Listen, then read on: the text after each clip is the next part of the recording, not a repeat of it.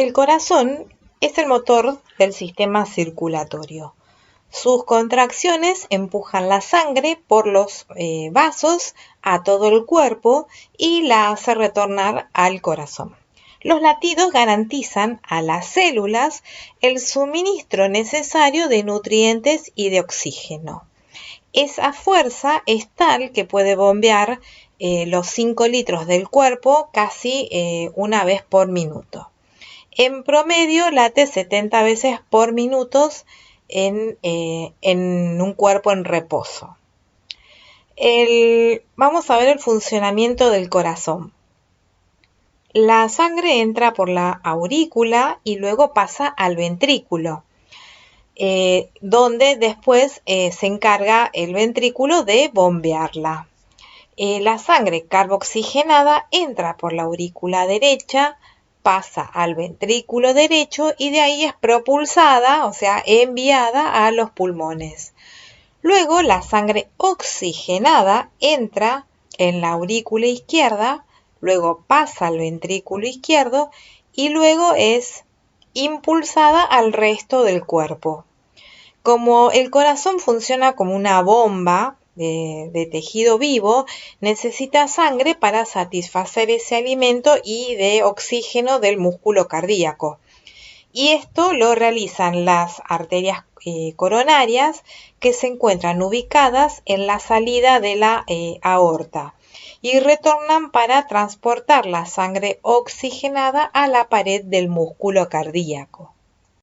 Como dijimos, el corazón actúa como una bomba porque las aurículas se llenan de sangre y envían su contenido a los ventrículos, los cuales después se van vaciando. Para vaciarse las aurículas y ventrículos contraen sus paredes y este período de trabajo se llama sístole. Sístole significa contracción. Hay una sístole auricular y una sístole ventricular. Esto se llama bombeo rápido. Significa, es la presión máxima cuando nosotros tomamos la tensión arterial, o sea, la presión, ¿sí? Ese sonido, el primer sonido que uno siente cuando tomamos la presión es lo que se llama la sístole. Bueno, mientras se llenan, reposan, porque al terminar la sístole se relajan las paredes y reciben nuevamente sangre. Ese periodo de reposo se llama diástole. O sea, diástole es dilatación o ensanchamiento. Y el relleno, o sea, es lento, y a esto es lo que conocemos como la presión mínima. Este trabajar y reposar alternado de las cavidades del corazón es lo que se llama ritmo cardíaco o frecuencia cardíaca. En la diástole, el músculo del corazón está relajado, permite que la sangre oxigenada de los pulmones y la sangre carboxigenada entre en las aurículas derecha e izquierda. En la sístole auricular, las aurículas se contraen para impulsar la sangre en los ventrículos y las válvulas tricúspide, que son los que comunican aurícula derecha con el ventrículo derecho, y la válvula mitral, que comunica la aurícula izquierda con el ventrículo izquierdo, se abren para permitirlo, mientras que las válvulas semilunares siguen cerradas. Las válvulas semilunares son las que se encuentran comunicando el interior de los ventrículos con el interior de las arterias, aorta y pulmonar. Ambas son dos grandes tubos donde la sangre se aleja del corazón. La válvula aórtica o sigmoidea se encarga de relajar el paso de la sangre entre el ventrículo izquierdo y la arteria aorta, mientras que la válvula pulmonar tiene la misma función entre el ventrículo derecho y las arterias pulmonares. La sístole ventricular es la contracción de los ventrículos que envía sangre a los pulmones y al resto del cuerpo. Las válvulas pulmonares y aórticas se abren por el caudal de sangre y las válvulas mitral y cúspides se cierran. Aquí en los dibujos podemos observar cómo en la diástole podemos ver que entra la sangre carboxigenada a la aurícula derecha y la sangre oxigenada a la aurícula izquierda. En la sístole auricular podemos ver cómo en las aurículas se contraen y envían la sangre a los ventrículos. Ahí permite el paso las válvulas tricúspide y mitral.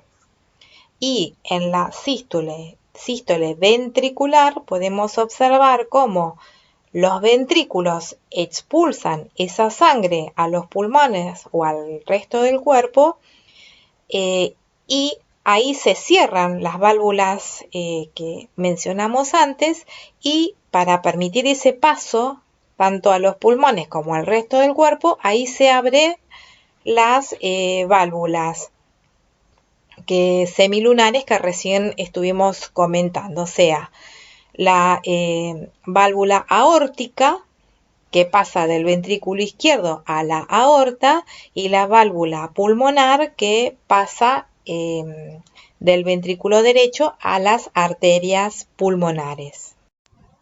El corazón funciona como una bomba muscular donde envía y recibe sangre continuamente. Su lado derecho recibe sangre carboxigenada y el ventrículo derecho bombea esa sangre a los pulmones. El lado izquierdo recibe la sangre oxigenada de los pulmones y para ello el ventrículo izquierdo tiene una pared que es un poco más gruesa justamente por la presión a la que es sometida constantemente. El ciclo cardíaco es un proceso que consiste en cambios sucesivos de volumen y presión durante la actividad cardíaca. El miocardio se contrae como respuesta a la actividad eléctrica que se produce dentro del sistema conductor del corazón. Esto se define como un conjunto de células que transmiten impulsos eléctricos a través del músculo cardíaco, lo que permite que el músculo se contraiga. Un latido es la acción que realiza el corazón en dos fases. Cada vez que late, envía sangre al cuerpo y a los pulmones. El ciclo cardíaco consta de las fases de un latido completo hasta el inicio del otro latido. El ciclo cardíaco es un proceso de corta duración, pero de fases específicas. Durante un latido, las 4 cámaras del corazón, ventrículos y aurículas, se contraen y se relajan coordinadamente. Estos movimientos de contracción y relajación no son más que los pulsos musculares que envían la sangre de las aurículas a los ventrículos mediante las válvulas y luego la expulsa por la arteria aorta y la arteria pulmonar. El ciclo puede separarse en 2 grandes fases: la diástole, que es la fase de relajación, y la sístole, que es la fase de contracción.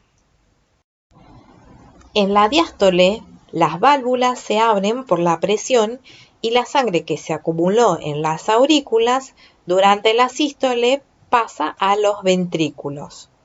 En la sístole auricular, tanto las aurículas derecha como izquierda se contraen al mismo tiempo, o sea que el resto de la sangre que sigue en las aurículas pasa a los ventrículos y los ventrículos se llenan solo un 25% de la sangre.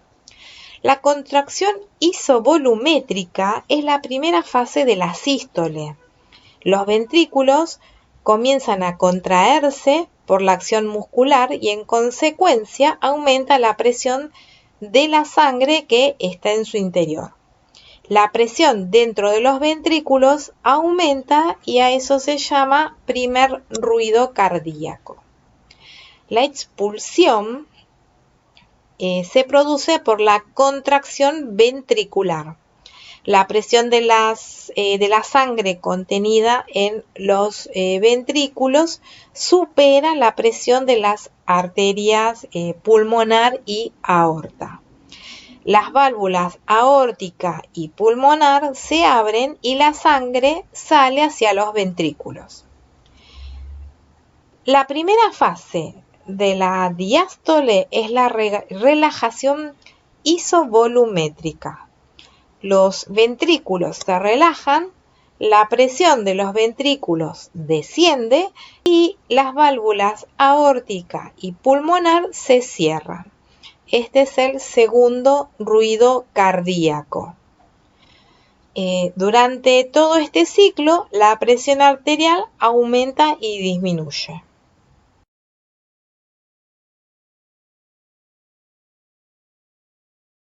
En un adulto, la cantidad de revoluciones cardíacas por minuto va entre los 60 y los 100, mientras que en un recién nacido es de 140. Si esas revoluciones disminuyen o es menor a las 60 revoluciones por minuto, decimos que es una bradicardia. Y llamamos taquicardia cuando aumenta esa frecuencia cardíaca en más de 100 latidos por minuto. Cualquier alteración que se produce puede ser por algún tipo de enfermedad que está cursando esa persona. Llamamos arritmia a la alteración o el trastorno del ritmo cardíaco, que también puede ser una señal de problemas cardíacos. Las revoluciones cardíacas pueden encontrarse palpando la región precordial, que se llama así a la porción de la pared torácica que está por delante del corazón y se siente a la izquierda del cuarto o quinto espacio intercostal. También tomando el pulso, que es conocido como latido cardíaco o pulsación cardíaca. Cada pulsación cardíaca corresponde a una revolución cardíaca. En cada revolución cardíaca, el ventrículo izquierdo envía a la aorta sangre y esa sangre, al penetrar en la aorta, produce una onda de presión sanguínea que recorre las arterias distendiendo las paredes. Y esto es posible porque las arterias son elásticas. La expansión de la pared arterial es lo que se conoce como pulso arterial. Cada revolución cardíaca provoca en la aorta una onda de presión y cada una de esas ondas se traduce en una pulsación arterial. El automatismo cardíaco es la propiedad que tienen las fibras del miocardio de contraerse por impulso propio. O sea, no es necesario nosotros no le decimos al corazón que lata, sino que late por sí mismo. Y para que haga este trabajo tiene dos masas musculares o nódulos que permiten justamente esa contracción. Y esos nódulos se llaman nódulo seno-auricular o de Case y Black y nódulo aurículo-ventricular o de Aschoff-Tawara. El nódulo seno-auricular se ubica en la cara posterior de la aurícula derecha, donde desemboca la vena cava superior. La contracción resultante se propaga por la pared muscular de las arterias y llega al nódulo aurículo-ventricular. El nódulo aurículo-ventricular se ubica en la pared inferior y posterior del tabique interauricular. De este nódulo parte un haz de fibras musculares conocidas como haz de His, que baja por el tabique interventricular y se irradia por las dos ramas por los ventrículos. Por todo ese trayecto pasa la excitación que provoca la sístole auricular y la sístole ventricular. Los movimientos que realiza el corazón durante la sístole auriculoventricular y la diástole pueden ser registrados. Los registros que se obtienen se llaman cardiogramas y los aparatos eléctricos que se utilizan se llaman electrocardiogramas. La sangre que penetra en las arterias en cada revolución cardíaca lleva el impulso inicial que proviene de la contracción de los ventrículos al producirse la sístole. Las paredes arteriales se distienden al recibirla por la elasticidad que tienen, luego recupera su calibre inicial por la propiedad de contractilidad, que eso ya lo vimos. La sangre comprimida, no pudiendo volver al corazón por el cierre de las válvulas sigmoideas, es impulsada hacia adelante y recorre el sistema arterial. La acción arterial se ve facilitada en las grandes arterias como la aorta por la abundancia de fibras elásticas en sus paredes, y en las arterias de menor calibre la acción de las paredes está a cargo de la túnica muscular. Cada vez que se contraen los ventrículos, expulsa sangre y ese flujo ejerce presión en las paredes arteriales. Esta presión le da a la sangre la fuerza necesaria para moverse por el sistema circulatorio. Cuando los ventrículos se contraen, la presión aumenta y disminuye cuando se relajan. También la presión aumenta cuando realizamos ejercicio, ya que el corazón se contrae más rápido y expulsa más cantidad de sangre. Los vasos sanguíneos que abastecen los músculos se ensanchan para recibir más oxígeno y nutrientes. Llamamos presión arterial al empuje o fuerza que realiza la sangre sobre las paredes de las arterias. La presión sanguínea disminuye en las arterias a medida que se va alejando del corazón. La presión sanguínea depende de dos factores, de la fuerza de la sístole ventricular y de la resistencia que ofrece al dilatarse las paredes de las arterias. El endurecimiento de las paredes arteriales aumenta la resistencia a la presión de la sangre. La resistencia que ofrecen las paredes arteriales a la ampliación de su calibre ante la presión sanguínea se llama tensión arterial. La circulación venosa se inicia a partir de los capilares sanguíneos intermediarios entre las arterias y venas de pequeños calibres. La sangre, al circular por las arterias e irse alejando del corazón, va disminuyendo su presión, pero los capilares mantienen un resto de esa presión que es la que le da propulsión a la circulación venosa. Luego, los otros factores que actúan son las contracciones musculares, que ejercen acción sobre las venas cercanas, activando la circulación al comprimirlas, la presión de las vísceras abdominales, que realizan igual acción al ser comprimidas por las contracciones rítmicas del diafragma, la aspiración torácica, que se produce por la presión negativa intratorácica, que es permanente, lo que origina un fenómeno de aspiración sobre las paredes de las venas que contribuyen a la entrada de la sangre en el corazón. Y la aspiración cardíaca, que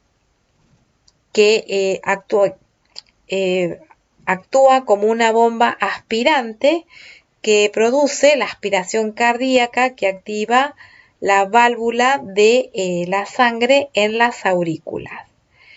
A la circulación de las venas contribuyen las válvulas que actúan impidiendo el retroceso de la sangre.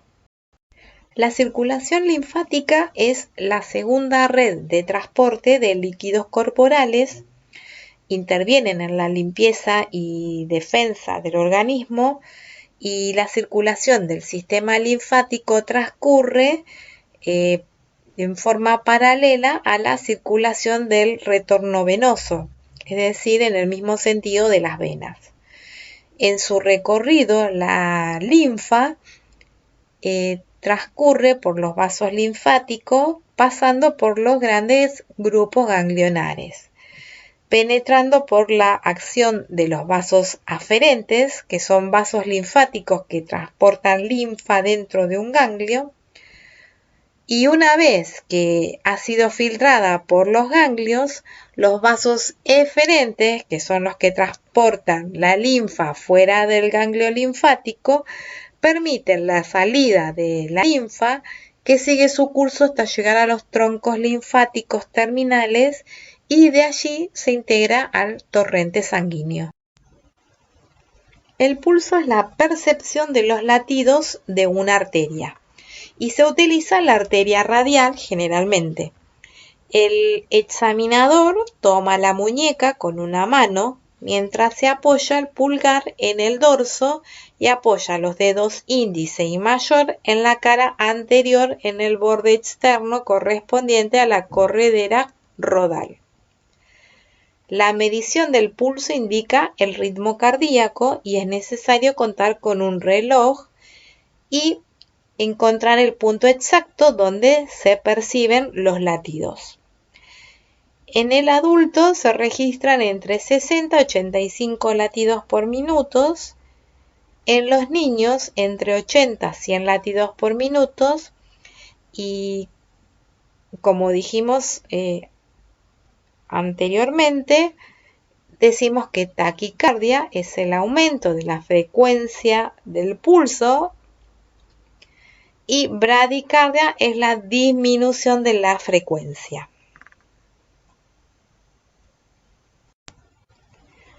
La presión arterial es la fuerza que la sangre ejerce sobre las paredes de las arterias. Para medir la presión máxima o sistólica es necesario tener un tensiómetro. La máxima está dada por el impulso cardíaco y la mínima o diastólica por el vaciamiento de la sangre arterial hacia el lecho capilar en el momento de la diástole ventricular. Los valores normales de la presión arterial oscila entre una máxima de 105 y 145 mililitros de mercurio y la mínima entre los 60 y 90 mililitros de mercurio. La mínima tiene que ser la mitad de la máxima más 1 para ser normal. La ideal es de 140 la máxima y 70 la mínima. La presión mínima alta es más peligrosa. Se produce un ataque cerebrovascular cuando las dos presiones están muy cerca. Se pone la parte lisa del estetoscopio en el lado opuesto del codo en la arteria humeral.